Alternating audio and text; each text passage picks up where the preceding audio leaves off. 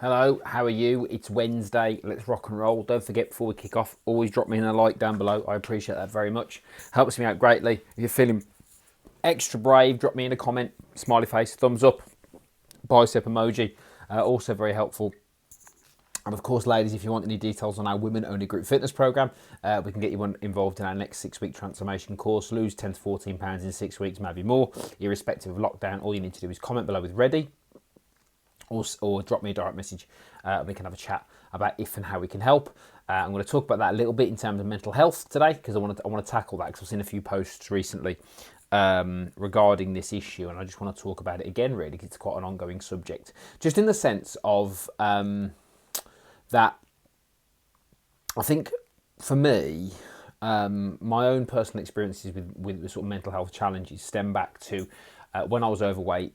Back in 2005. So I was overweight for probably most of my adult life, pretty much. Got to a point when I was about 5 stone, sort of 70-ish pounds heavier than I am now.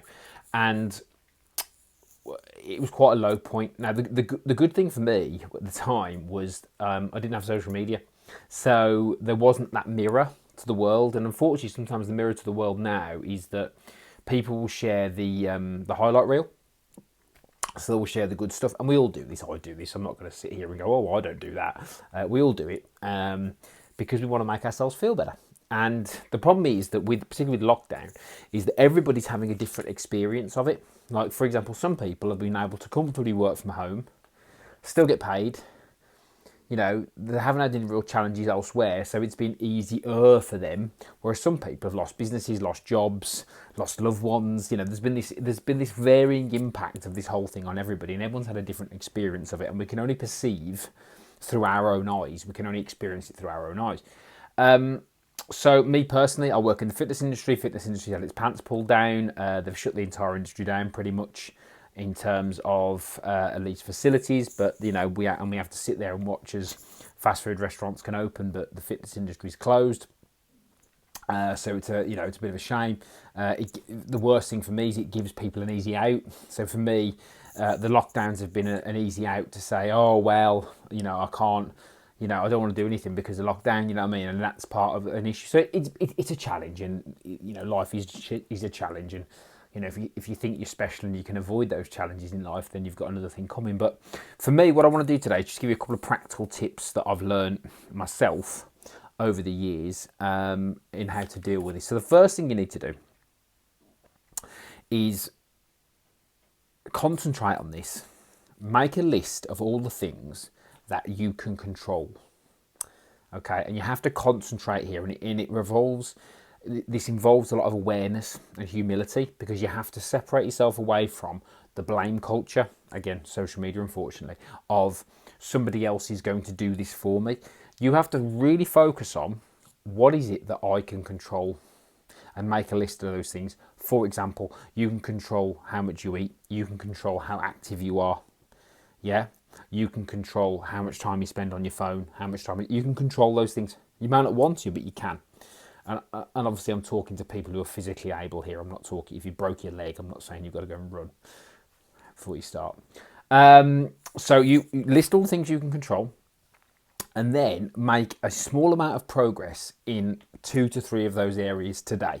Okay, that's the first thing. The second thing is that when you get to the end of the day, if you've done the 2 to 3 things and made a little bit of progress, log those things down as a win for the day. So at the end of the day, write down what were my wins today. Well, I did a 10-minute walk. I turned my phone off for half an hour, which is massive.